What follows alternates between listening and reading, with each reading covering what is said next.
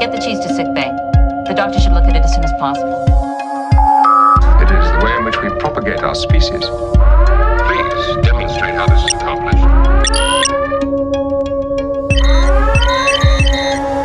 So, what's next? I don't know. Hello, welcome to Casual Trek. Would you like a jelly baby? My name is Marzui Labato, a traveller in space and time, writer, podcaster, and a John Pertwee fan. Hi, I'm Charlie Etheridge Nunn. I'm a very casual Doctor Who fan and once dressed as Roger Delgado for a party. As you can tell from the unexpected role reversal we have taken for this episode, we're going into uncasual waters as we talk about my greatest obsession, Blake 7. No, not really. I will continue to pepper in my Blake 7 obsession throughout the regular show. Thank you very much. But today we're here to hopefully briefly talk about Doctor Who and the most recently aired episode, the final episode of Jodie Whittaker's tenure as the Doctor, The Power of the Doctor. Charlie, what is your history with Doctor Who? First of all, I'm terrified. This feels like it's going to be a very uncasual trek here. So, my history with the Doctor was mostly catching a few minutes of a Sylvester McCoy episode when I got in from Scouts and while waiting for Red Dwarf. Wait, you're a... Yeah, I was a Scout. I was part of the 48th. That's a terrifying thought, because I can't imagine you as a child. So I'm just kind of imagining the man you are now with shiny slap head and all, dressed in a very tight Boy Scout outfit. Oh, We're from Brighton, of course. I can imagine this. of course. No, I had very long hair, and I did learn mob violence through Scouts. So, yeah, it was good fun. Wait, Mob Violence or Mob Rules, the Black Sabbath song? Mob violence. Okay. Yep. Anyway, that was it for years, and I never really bothered with Doctor Who because I'm a really terrible British nerd. I mostly watched the American TV shows like your Star Treks and your Buffys, and the American comics like your X-Men's. And then I tried watching Doctor Who. When the reboot first happened, with Christopher Eccleston, I was up a hill, wandering on the South Downs, and I got a text from my mum who had weird sci-fi TV show Radar, and she said to me, "There's the brand new Doctor Who on this evening. You should probably check it out." And I was like, "That's the last bit of battery on my mobile phone. If you see a skeleton in a loud high silk shirt and some like patterned shorts on the South Downs, it's because of it. It's because of Doctor Who." And I watched an episode. I survived the hill just in case anyone was in suspense about that. And got back and I watched the first episode and it was fine. It didn't do anything massive to impress, but it was all right. It had mannequin things and I'm used to that because my dad collects them. So, I could relate slightly to it.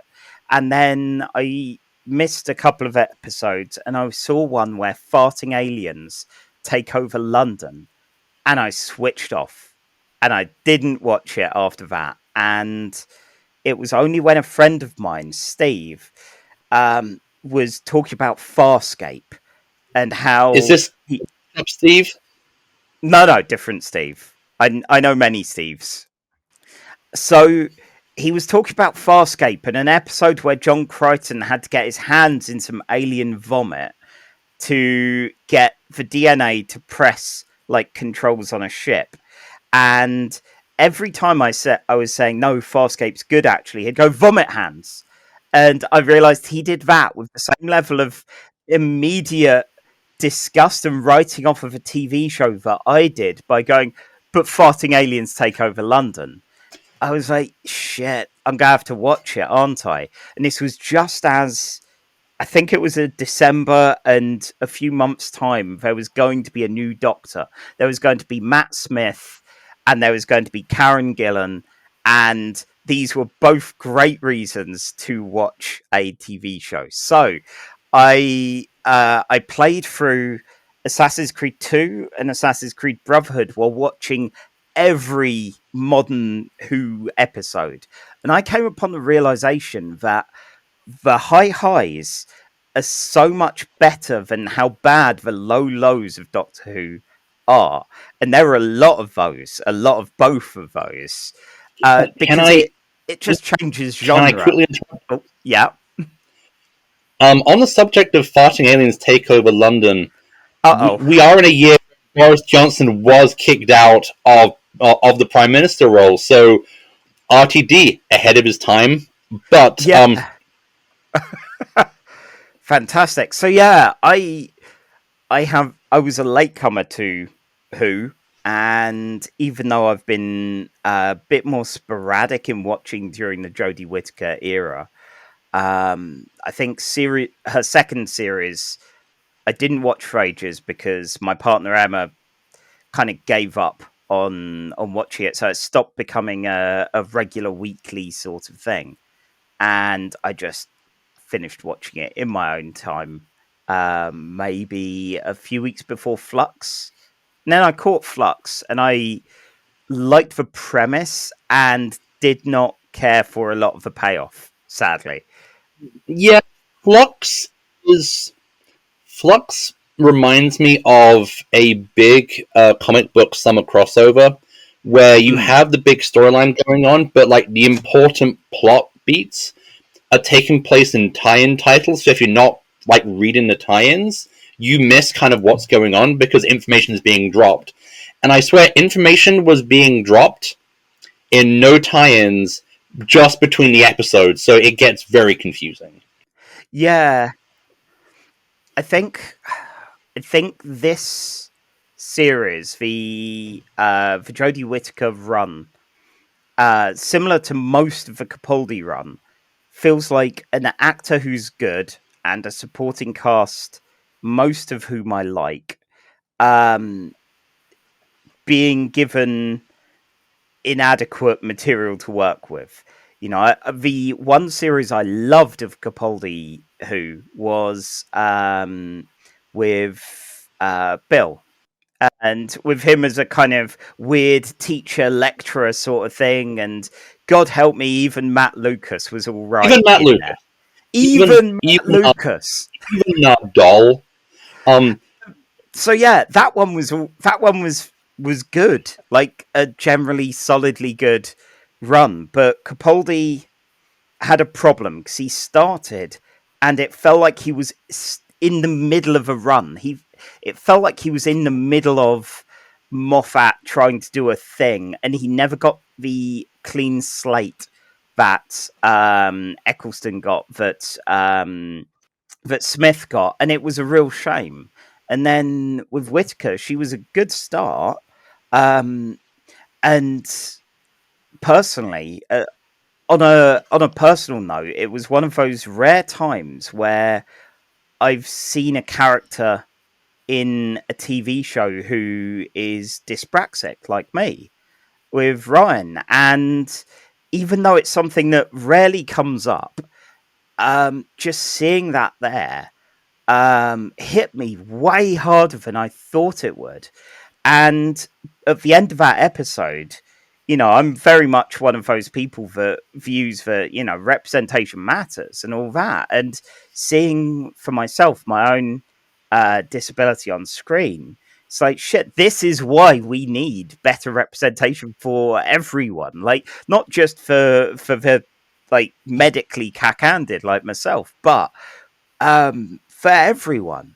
And that was great to see. And again, sadly, it rarely got referred to after that point. I really liked his relationship with the rest of us. Oh God, what was it? Was it Graham? Graham, his granddad, Graham, who's a lot of fun. Yes, yeah, and even the new guy, who, much like Graham's actor, the new guy is someone from Dan. British TV and culture that I don't know, and heard a lot of people worried about, and was like, yeah, he's all right. Yeah. How have you found this last run before the Power of the Doctor? I'm going to be obnoxious and somehow get through my longer history of Doctor Who in a shorter time than you. I thought we'd skip that because I figured it was out of the womb Tom Baker scarf. Nope. Even though I am wearing the lovely Tom Baker scarf my wife bought for me one Christmas, Rihanna, love you, honey. I actually became a Doctor Who fan back during the 30th anniversary of the show, around about 1993, with repeats of the John Pertwee Schlockfest Planet of the Daleks, which is a lot of fun. Sadly, I watched Doctor Who like when it wasn't on TV, so watched like videos, read the Tartan novelizations, read the Virgin New Adventures, which were a much older audience than I should be. Fun fact, in my old primary school, I stumbled across a copy of the New Adventure book Transit, where someone refers to having swallowed cum. Oh. I am not kidding. I am not kidding. What? I am not kidding. I know. The 90s were a time. Actually? Just like, oh, hello. I need some tea to wash the cum out. It was a lot more punky than that. So, yeah, like, I kind of drifted on and off for a bit. Then the new series came back, and then, like, I never left the fold. And love the show, love all the Doctors. The sad truth is about Doctor Who is, as you said, Capaldi and Whittaker are great actors, having to lift the quality of some very dire scripts. The honest hot take is that that's been Doctor Who's a basic operating standard since 1963. I really enjoy Whittaker in the role. Yeah. I worry that she's going to come out like the Colin Baker of the modern era, in which not even the skills of Whittaker as an actor can survive the lows. Like, she has a strong first season, but then, like, the second season in Flux, really, the highs are still there, but they are few and far between amongst some very staggering lows. Yeah, so I've not yet seen Power of the Doctor. The fates conspired, and I just haven't been able to get round to it. We found an opportunity here, because I got many veiled messages from you, and I had one thing spoiled by someone posting a kind of a meme referencing a thing that I managed to put two and two together and go, oh no, he's not, has he? So I've got a vague inkling about some of the events that have gone on with this finale. I was hoping to be enlightened, to find out what on earth happened, and is it worth me rushing out immediately to watch it? Is it worth me just, I don't know, bothering at some point? Much like when I finally watched Attack of the Clones while doing some hoovering and some general tidying, just to get it over with before a work outing to Revenge of the Sith. Okay, capsule review. Mm-hmm. Yeah, it's fun. You should watch it. Okay. Non-capsule review. Yeah, it's fun. You should watch it. But for our listeners, I'm going to, I think the first time ever in this show, say that you will be spoilt, because we're actually talking about a bit of TV which actually aired within the last month. So if you listen to this episode, you will be spoiled, because it is difficult to talk about the plot of the... Okay, no. The plot of The Power of the Doctor is quite simple. Okay. The Master is bullshit, and the Doctor and gang have to stop him with some old friends we've met along the way. Right. What actually goes on in the story is a bit of a mess, and this is something that has kind of cropped up in the Chibnall era of Who, in which he is throwing a lot of ideas at the wall, and they're good ideas, and none of it's ever given a chance to breathe. One of the things I said to you was that this was the Jeph Loeb equivalent of Doctor Who. Yeah. For folks at home, can you sum up Jeph Loeb and the problem with Jeph Loeb, which isn't the racism? Okay, I was going to say, do you mean that the episode got weird about Asian people? But if we're putting a pin in the racism, Jeph Loeb is a man who likes a big roller coaster ride, likes a big event which is accessible to people, but ultimately, when you've read one, you've read all of them. He will create a mystery, and it will generally be the same mystery, which is who did the thing, often a murder. It's one of the people I killed early on, and repeat. But he wants the big hits. He wants Batman The Long Halloween / Batman Hush as a roller coaster ride of all of the big hits of the Batman villains, the Batman roster, supporting cast members, cameos, and is the resolution going to be any of them? No, it's going to be this other thing that, again, got murdered earlier. See also Hulk, see also like so many mysteries he's done. And in listening to an interview with him on Word Balloon, where he was saying about, I think this was during Infinite Crisis, and there was still floating the death of Nightwing, and all the rumors got leaked about that. And he was like, shouldn't be a Nightwing comic. Shouldn't be a Robin comic. Why would you have comics like that? You need just the big hits. You need Batman, because he's the AAA big star, and you need to get every villain in, because that'll get everyone's eyes on it. You need to get... And it's when every single story is a big event that involves every villain and every supporting cast member and every big thing, they all kind of blur together. And you have a Nightwing, because there are stories you can have with him that you can't with Batman. And don't get me wrong, he got his wish.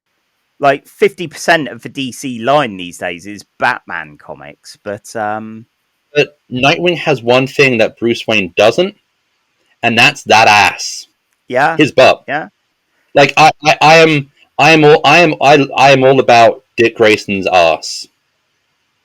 I mean, I think a lot of the DC roster is as well. Look, it's basically its own thing. I'm expecting a DC Crisis event about something horrible happening to Nightwing's butt, and the DC universe rallying together to save those pert cheeks. But honestly, what you've just summed up about Jeph Loeb is kind of, unfortunately, what happens in this story. You have the Master is up to his tricks. For some reason, this involves him disguising himself as Rasputin. The only reason I can see in the plot that he disguised himself as Rasputin is so when he gets the Doctor in his big trap, he can dance to Ra-Ra-Rasputin, which is one of the best parts of the show, because you've got a Dalek and a Cyberman watching as the Master is cutting up to disco music, complete with a disco ball in St. Petersburg, and there's a point where the Dalek and the Master and the Cybermen look at each other, and it's honestly comedy gold. Hang on, so this actually happens. This isn't Miles' fanfic moment. This is actually a thing that happens. This actually happens, and it's honestly brilliant. Like, that's the thing. But at the same time, you have a Cyberman plot involving a moon they've cyber-converted, and also the Daleks are drilling into volcanoes in present-day Earth to destroy the Earth using volcanoes. Okay. These are three separate plots, which none ever really get a chance to breathe. At the same time, a Dalek contacts the Doctor in secret and says, I've been doing some thinking. The Daleks were originally built to preserve the colored race, and we have gone so far off our mission statement that we need to die as a species. Will you help me? And this is a brilliant idea. Yep. This is honestly a legitimately good... Yeah. But it lasts about 5 minutes. Oh. The Master's grand plan is to basically do a big switcheroo with the Doctor and take over the Doctor's body, and then become the Doctor and ruin the Doctor's reputation. Why the Master needs to steal the Doctor's body to begin with is never explained, and he could just dress up as the Doctor, claim to be the Doctor, and ruin the Doctor's good name. Yeah. The plan succeeds, and Sashwar Darwin, a name I'm sure I'm slaughtering, is great as the Master. Oh, yeah. And he kind of steals the show, because when he becomes the Doctor, he dresses up in a hodgepodge of all of the Doctor's clothes, the scarf, the question mark jumper from Sylvester McCoy, the ceremonial vegetable from the Peter Davidson era, and at one point even pulls out Patrick Troughton's recorder and has a little tootle on it, and it's great. See, I would have said just dress him up like a wacky supply teacher. Make him have his own Doctor-like affectations as a mockery of the Doctor, because just dress in something slightly wacky, and you could parody Doctorness quite easily. When he steals the Doctor's body, he's dressed in the Jodie Whittaker outfit. Yeah. And so, like, the actor is clearly having the time of his life, as well he should. Yeah. But then that plot point kind of gets rectified because the Master steals the Doctor's body, forcing the Doctor to regenerate. The Jodie Whittaker ends up in a mindscape of the Doctor's mind, where she encounters previous incarnations of the Doctor. We get Peter Davidson, we get Colin Baker, we get Sylvester McCoy, we get Dishy Paul McGann, and we get David Bradley, who played the first Doctor in Twice Upon a Time, and then played William Hartnell in the TV special An Adventure in Time and Space. Yeah. So we get some nice little scenes, we get some nice little cameos with the Doctor. Meanwhile, in Plot 5, Unit has been the Master is up to antics in the present day, and Ace and Tegan are brought in from the classic series to help out. Ace is one of my favorite companions. Right. Tegan is not. It's just that Tegan, they never really give Tegan a personality beyond complains about everything and basically saying no to everything. And as any improv performer knows, a character who says no can ruin a scene dead. Meanwhile, Ace turns up. She has her magic baseball bat, which got destroyed back in Remembrance of the Daleks, so that's a continuity error. She has her explosives. She calls the Doctor Professor as Ace always did, and I love it. Like, this is pandering to me. I usually hate pandering, but this is pandering to me. I love it. I don't care. So while the Doctor is indisposed and Yaz is trying to sort this out... Oh, yeah! Yaz and Dan, the present companions. Dan... Yeah, Dan almost dies in the first 5 minutes, and he just goes, you know what? I'm good.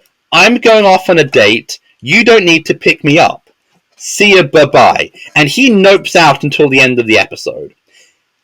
Oh, okay. I liked this, because in Modern Who, whenever the companion has to leave the Doctor, it's usually a big drama, a big emotional drama roller coaster, which we've kind of seen before at this point. So it's nice to have it kind of be how sometimes companions left in the classic show, which is, we're not renewing your contract, we're just going to write you out at the end of this story. And wherever you are in space and time, that's it now. I just fell in love with this guy who was completely wrong for me. I'm going to stay here and get married. That's how they wrote Leela out. hey, we're writing out the character played by Peter Purvis. You're just going to stay and help this society rebuild. Do you have a choice in the matter? No, bye. So I think like how the episode is being written, they weren't sure if they were going to get a pickup of a new season. So a lot of this very much reads as, we kind of have to wrap it all up. We kind of have to write the characters out. Not knowing that Russell T Davies is going to come back, and bring back the show with Ncuti Gatwa in time for the 60th anniversary. So they are trying to do a lot. It's fun. The story is a lot of fun. The emotional, for the most part, the emotional beats happen, and they're sweet. Due to technical jiggery pokery, when Tegan and Ace are on their own doing their own little plot things, they have holographic rep meetings with the Jodie Whittaker Doctor, which then turn into their doctors. So we get to have Janet Fielding and Peter Davidson have a last scene, and it's sweet. And we get to have Sophie Aldred and Sylvester McCoy have a last scene, and it's kind of beautiful, because you know what? The best part about the Sylvester McCoy era of Doctor Who is the chemistry Sylvester McCoy and Sophie Aldred clearly have with each other. And Sylvester McCoy is a much better actor than a lot of people sometimes give him credit for. And it's really sweet. Yaz is just mooning after the Doctor because we've decided that Yaz is in love with the Doctor. But they're not going to do anything about it because reasons. Because the Doctor rarely does anything about it. For many crushes from companions. Yeah, and we keep doing this. Yeah. That's the problem with modern Doctor Who, is that we keep being in this situation where the Doctor has an unrequited romance with his companion, which, when they get torn apart, never to be seen again, will be devastating. We have the Doctor having to make a choice to do a big explosion, to basically have to go through the Time War, blowing up Gallifrey again, but then someone will leap in and pull the lever instead of the Doctor, because we can't have the Doctor sacrifice themselves. Yeah. The Power of the Doctor is a good story, but the moment you kind of stop to think about it, you start going, but how does any of this fit together? Right. And that's sadly the problem, that it sets up so much that the resolution feels rushed. You could have taken out the Cybermen. You could have taken out the Daleks. And by doing that, you would have actually had scenes where the characters have to stop and have actual emotional arcs and plot beats and storylines. And then you can actually have the characters having actions of their own, which aren't dictated by, we have to make the plot go forward. Yeah. Jodie Whittaker comes back, kicks the Master back into his own body, and then goes, okay, I am going to sort all these problems, and never at one point stopping to kind of sort out my own emotional trauma. Which is kind of par for the course for how the Jodie Whittaker character of the Doctor operates, as someone who keeps moving and keeps acting and is able to sort out all the big universe-ending threats, but never once stopping to actually deal with their own emotional baggage. Yeah. And there's quite a lot of emotional baggage for this incarnation of the Doctor, because of all the Timeless Child. There are more regenerations of the Doctor than we ever knew. The Doctor actually is not a Time Lord, but because of having the power of infinite regenerations, this was how the Gallifreyans were able to build Time Lord society, as we saw in season, I think, 12, with the Timeless Child arc. Despite being fairly down on a bunch of things during that era, I quite liked that all as an idea. It wasn't needed to be explained, but it was fine. It was good. I liked it. I think when it was introduced, it pissed people off Yeah. because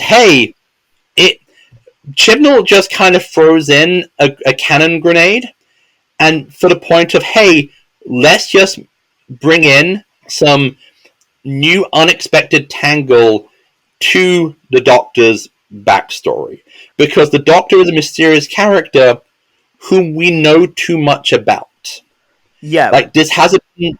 It helped fix a lot of the regenerative stuff as well as adding some mystery. But The thing is, the Doctor's canon has basically been something that that over the 60 years of Doctor Who has essentially been Superboy primed throughout its entire run. Like, originally, the ability to regenerate is a TARDIS function. That's how it's explained in The Power of the Daleks when William Hartnell becomes Patrick Troughton. Then, when it happens again, it's something the Time Lords do to him when he gets exiled to Earth. Then, from then on, it's implied to be something Time Lords can naturally do. And at that point, there is no set life limit. It's even implied in The Brain of Morbius that there have been faces of the Doctor before William Hartnell. yeah, And you have people complain that this doesn't make William Hartnell the first design. No. William Hartnell was the first actor to play Doctor Who. Numbering stuff is mostly for branding and for, just so we know which Doctor is in said book. This may be something that's been covered in either the bits that I've not seen or I've forgotten it from the ones that I have, because I've seen the first 2.5 Doctors and then Eccleston onwards. Do they ever refer in canon to the numbering? They really do not. No. They make in the stories, they make, like, at the best you have is in the Matt Smith episode, the Lodger with James Corden. He headbutts James Corden to give him an info dump, and he waves a hand in front of his face and goes 11, and that's kind of the closest we've had. Okay. There was some stuff in the books, in the novels, where the Sylvester McCoy incarnation of the Doctor refers to himself as Eighth Man Bound, because there's this Gallifrey game where you kind of mentally look ahead to see your future generations. And towards the end of those novels, when he goes off to become Paul McGann, he refers to himself as Eighth Man Bound. And so you have some references in Expanded Universe stuff, but there was never any kind of concrete, this is the number of the Doctor in the original show. Okay. There's a reference in the TV movie when he refers to being close to the end of his 7th life, but that's really it. I'm sure that I've missed something because there's been 60 years of this shit. I'm gonna forget stuff. Yeah. It just hit me for the first time there. Is the majority of this just a hell of our own making as fans, with a lot of that kind of nonsense? See, the thing about Doctor Who canon is that there is no real canon, because everything contradicts itself. It's a show where time travel exists, and time can be rewritten. Yeah. Atlantis has been destroyed 3 separate ways in the TV show alone, none of which kind of correspond to each other. How the history of the Daleks doesn't really work. Is the term TARDIS the actual name for the vehicle, or is it the name given to it by the Doctor's granddaughter Susan? The Doctor having children is something as like, does the Doctor have children? Does the Doctor fuck? I'm not even going to go into looms. If I go into looms, we will be here for a regular length episode. Oh dear God. Instead of this one we're trying to do. Looms, don't ask. So yeah, the Doctor saves the day. Let's get back to this. But the Doctor gets zapped by an energy creature. Oh yeah, there was an energy creature. What? Is this a sixth storyline? Yes. Okay. Yes. There's an energy creature now. It's an energy creature. The Doctor gets zapped, the Doctor's going to die. This is kind of abrupt. Unlike the very drawn-out regeneration of David Tennant or Matt Smith. And so the Doctor goes, yep, I'm going to regenerate. Yaz, I know you're in love with me, and I know you don't want this to end, but I think you should leave. And so Yaz is kind of kicked out of the TARDIS. It's some really... Again, if we had maybe 5 more minutes and not had like both Cybermen and Daleks, we could have had a nice little scene where Yaz and the Doctor get to talk about their feelings. But no, instead we get a nice little scene where the Doctor and Yaz sit on top of the TARDIS, watching the Earth from space, eating ice cream, and then Yaz leaves. And the Doctor goes off to regenerate. Oh, by the way, Graham turns up. Oh, okay. He eats ice in a volcano, and they fight Daleks. You forgot about the fact that the Daleks were drilling into the Earth's core to cause earthquakes to destroy the Earth, didn't you? I figured it had sorted itself out, to be honest. Ace does what Ace always does, which is blow shit up. Because like that's how Ace always deals with her problems, is blowing shit up. Ace's character arc. Ace is a really good character because she is a female character who is angry, and the show doesn't punish her for being angry. At best, the show goes, you are right to be angry at racism and injustice and Nazis, but instead of just blowing shit up because you're angry, you need to learn to direct this anger to make sure you're blowing up the right thing. Okay. But yeah, like everyone saves the day, everybody lives except the Doctor. The episode ends with Graham and Dan, who somehow met up between like scenes, and starting a group of former companions of the Doctor. I was going to say a support group. Yeah, so we get some nice cameos from Joe Grant, who turned up in the Sarah Jane Adventures and is always good to see. We get to see Bonnie Langford as Mel, which makes no sense because she should be out in deep space with the conman criminal Sabalom Glitz. And of course we get Ace, Tegan, and a appearance from one of the first companions, William Russell, Ian Chesterton himself, who is kind of surprised that the Doctor is a she. Of course, as other Doctor Who fans have joked on Twitter, Ian is probably surprised at the idea that these people travel with the Doctor by chance and by choice, and weren't just kidnapped by the Doctor like he and Barbara were way back in 1963. It's a sweet little scene, and the Doctor regenerates on a mountainside by the setting sun, and the Doctor and Jodie Whittaker regenerates into some Scottish guy called David Tennant. Yeah. So it's not a plot, like a specific plot element that made that happen. She just regenerates kind of backwards into 10. It's been implied in the Day of the Doctor, the 50th anniversary special. It's implied that at some point the Doctor will regenerate into an elderly Tom Baker and retire and become the curator of the Undergallery, as we saw. So, and it's been implied that the Doctor might sometimes regenerate into past versions of himself. So this isn't something that hasn't been brought up or referenced, it's just kind of a surprise, and it doesn't help that in the kind of spin-off material of Doctor Who, especially with the Titan comics, the 13th Doctor has met the 10th Doctor a lot. Yeah.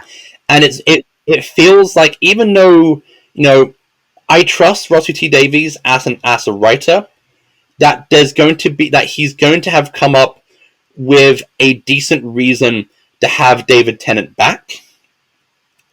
I think the main reason might be because Ncuti Gatwa has been filming Barbie, the movie with Margot Robbie and Ryan Gosling. Yeah. And I'm sure he's also under contract for one more season of Sex Education. I think it's so we can get fresh Doctor Who content. Hate using the word content. So so we're not in a huge rush, because one of the problems I found with modern Doctor Who is that the new production crew, and actually usually the production crew in general, have been writing and working on a very tight deadline. Russell T Davies, in his book The Writer's Journey, has spoken about how he was still writing Journey's End while they were shooting Journey's End. And the fact that the only reason why we get a Meta-Crisis Doctor in Journey's End, a second 10th Doctor, is because the plot needed essentially the David Tennant Doctor to be in two separate places at once. So quick, clone the Doctor! So yeah, I'm hoping that this huge break will give them a chance to kind of focus on making sure the stories are top-notch. Yeah. Because I feel that's always been a problem with Doctor Who, is that the writing suffers from just the speed of production. And I feel like one of the big problems with both Flux and The Power of the Doctor is that you're clearly having to work around COVID restrictions. So obviously you're going to have very small casts doing separate plot stuff. Unfortunately, that kind of leads to stories feeling very disjointed. Okay. See, I'd seen someone online going, "Oh yes," the kind of meme about someone waking from a coma and thinking it was the past, and someone testing and going, "Who's the current Doctor?" Well, obviously it's David Tennant, but I have a lot of fondness for the RTD 9th, 10th Doctor kind of runs. They had a lot of good stuff, and that's how I binging those was how I first got into it. But like with so many things I've seen in comics, say like the return of Christopher Claremont to any X-Men kind of run or anything like that, is those diminishing returns and that want for pandering to nostalgia in a way that's not constructive, that gives us things like the X-Men Revolution era, or kind of the time that he was working through and with Alan Davis prior to the Morrison run.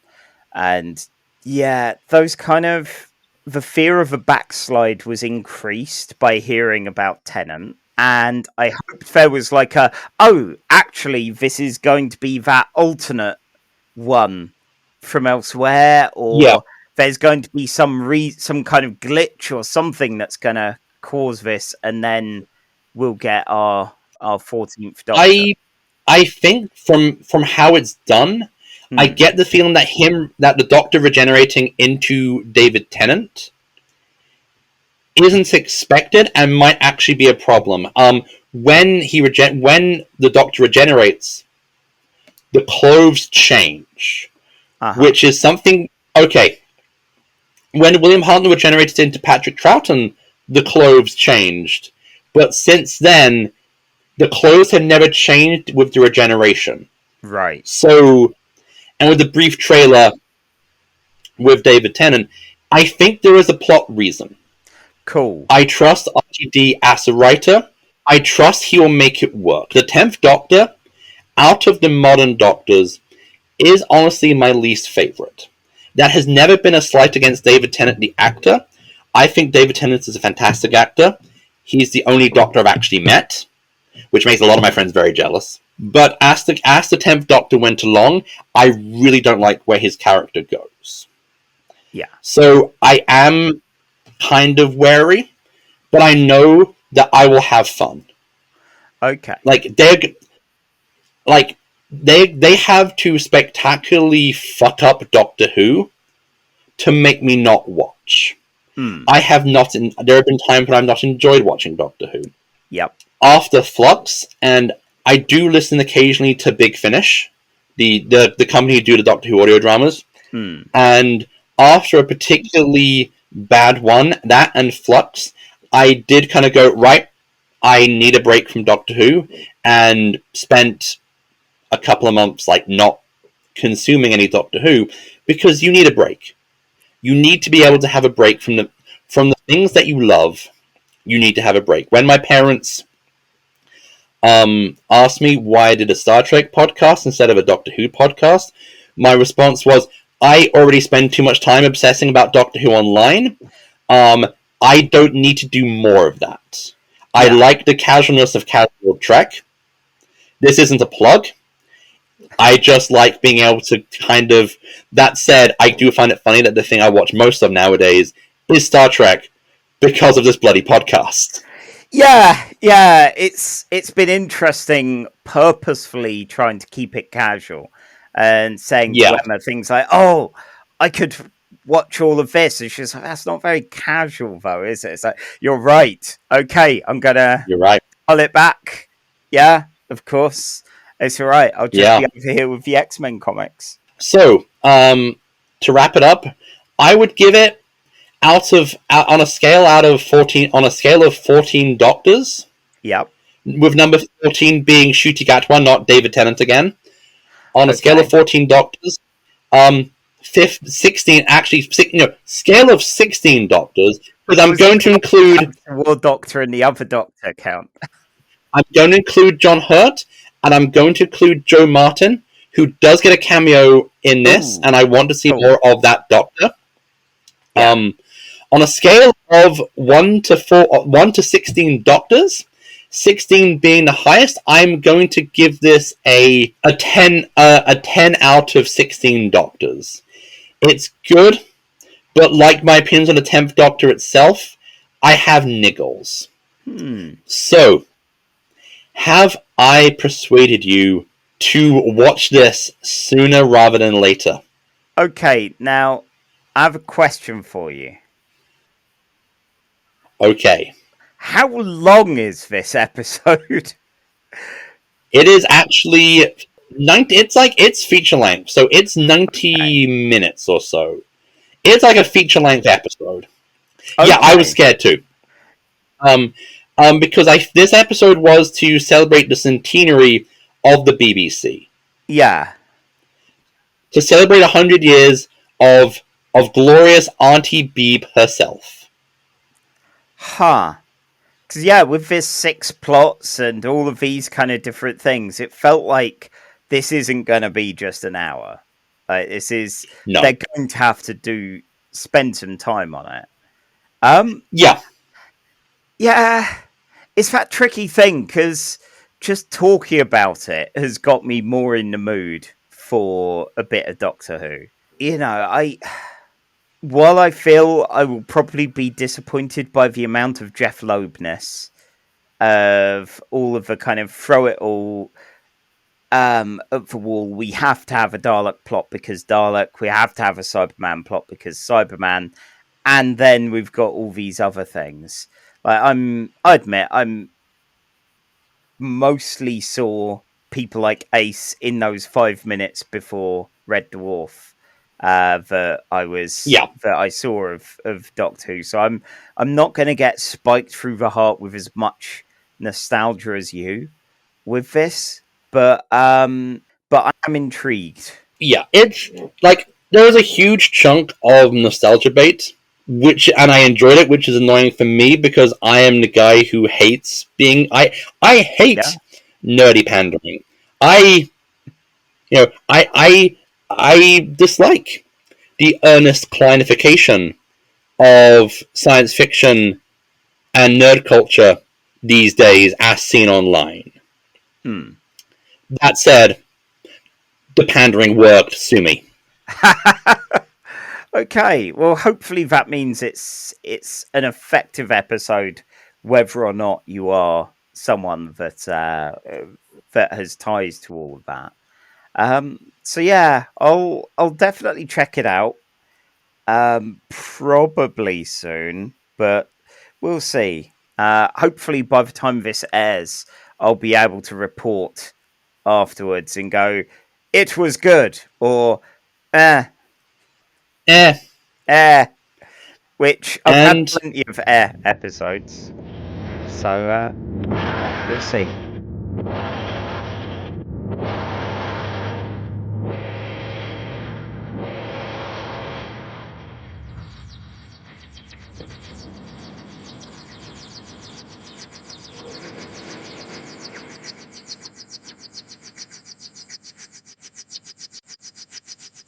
Yes, I have now seen the power of the Doctor, and w- we figured I'd provide a little report back on my findings, especially after Miles sold it so well.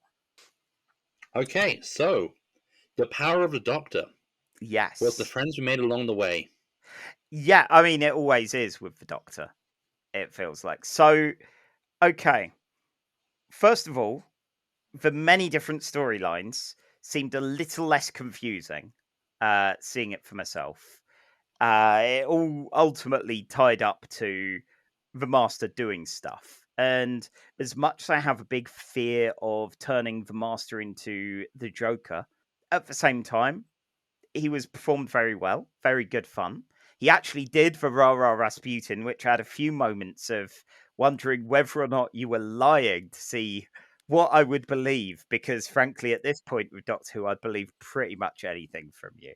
The cameos, at least the old school cameos, I'm pleased I was forewarned about because I didn't know offhand who they were. So the fact it took a little while to actually say, "Oh yes, this is Tegan and Ace," I was a little lost without that, or would have been a little lost without that.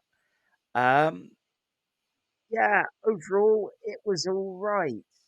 The Doctor, in your recap, it felt like she didn't have anything or didn't have much to do and was benched for a lot of it. And she was benched for a lot of it, especially with the Master being the Doctor for a whole section. But the hologram bits were all good ways of keeping her in the action. The various Doctors, obviously they're all getting older, so even in the kind of weird immortal time space mind palace sort of thing, that's just how they're going to be, and that's fine. They were all nice, all entertaining. I can't remember what I've seen Pete Davidson in, but he looks, yeah, older and more like some I've seen him in. The Sylvester McCoy. It's the first time I've seen him since those kind of 5 minutes of Doctor Who before Red Dwarf was on. So that was jarring, but charming and nice. And yeah, Colin Baker looked pretty much as he did when I met him at Gen Con UK years ago, without having seen any of his material, and probably not winning him over by saying such to him. But he was a lovely guy. So yeah, they were all nice. The shock at the end was dealt with better than I thought it would be. Like, no matter what, both what you mentioned of it and what I'd heard on the grapevine beforehand felt like it'd be weird and a bit jarring. And knowing that some of that had to be filmed after the case because they didn't know whether it was getting picked up, totally understand that now. And yeah, we'll see where it goes. I'm still slightly worried that it's going to be an X-Men Gold style backslide of going, no, no, this is when it was popular. You like 10. You like Russell T Davies. We are giving you 10. We're giving you Russell T Davies. And the problem is, it won't be exactly what it was when people were younger and happier and like that. My hope is that it's still going to be forward momentum. And, Yeah. he's a good actor. Russell T Davies, I've got some issues with some of the things he's done, but overall is good. So I'd say you're probably about right with your doctor's rating, which we recorded this a week ago, so I can't remember. Yeah, you were like what, 8 out of 16, 10 out of 16? Yeah, 8 out of 16, 8 something out like of that. 16. So yeah, it's about that. I wanted to see more of the fugitive doctor. She was great fun. And yeah, hopefully we'll see more of her going forwards. But overall, it was very much a solid episode that was there. It wasn't bad. Yeah, It wasn't amazing or mind blowing. It did what it needed to do, and it's it was better than some Doctor Who's been in a while, but still not up to like the high standard, yeah, unfortunately. yeah, I'd say out of 16, it was probably a Chibnall 12. Yeah, So yeah, I'm looking forward to seeing what happens next. Although it's going to be a while, I assume, until the next it thing. might give you some time to actually watch some classic Doctor Who. I do have the last. I think I've got the back half of the Third Doctor somewhere on a legitimate source. Honestly, Legitimately purchased from iTunes. yes, of course, yes. Yeah, one day I'll see Tom Baker, who I've been told would very much be my jam, Doctor wise, but I've only I seen think one early Tom episode of Baker. Golden Eye. I mean, I think I'm sure there's a whole torrent of Doctor Who you have to find somewhere. I mean, some might say I already have found that. And That great surfing that torrent torrent of Doctor took Who. a long time as well, given how many doctors there are. It's Yeah, just, yeah, one day I'll work my way through it. At this point, I feel it makes me feel more likely to read more of the Doctor Who role playing game, or to try the indie RPG by Black Armada called Madman with a Box. I do actually have a copy of the Doctor Who RPG at home. Have I played it? No. I did a series of it, did a Christmas special as well. It was very good fun. They did not save Christmas. And they lost the TARDIS for a while during the Somme. Good players, good work, players. Uh, this was years ago. This was a couple of Doctors ago. No. And some of my players still give one of the other players crap for losing the TARDIS, which was an ice cream van. So yeah, these things happen. But yes, Well, yeah. Other than that, I think overall the glowing review is it's all right. all right. Yeah, good work. Well done It's then. fine. I think sometimes I think the YouTuber Patrick H. Willems summed up best, where sometimes we just have to be okay with saying stuff is just okay. Yeah, and that's Yeah, very much it. It's okay. There we go. it's okay. Yeah, you can go about your lives now. Um, yeah, and if you liked this, we'll probably do similar bonus things either when something big happens to the Marvel's Merry Mutants or to the Doctor. Or Blake 7. Oh God, Suck it. I'm not Suck seeing it as a point now. it. And I'm going to make it my point to drop in as many Blake 7 references as possible. This will keep going. One of both of us is dead.